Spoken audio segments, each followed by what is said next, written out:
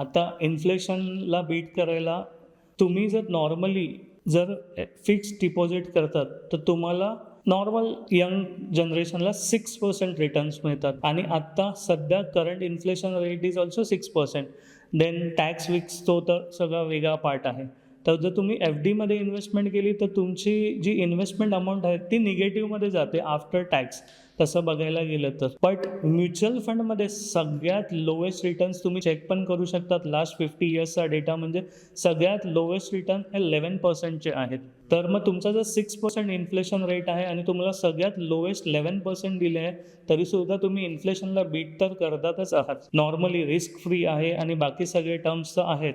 But याच्यात तुम्ही फक्त प्रॉपर लाँग टर्म इन्व्हेस्टमेंट करून, लाँग टर्म इन्व्हेस्टेड राहून, रेग्युलर इन्व्हेस्टमेंट करून तुम्ही इन्फ्लेशनला बीट करू शकतात.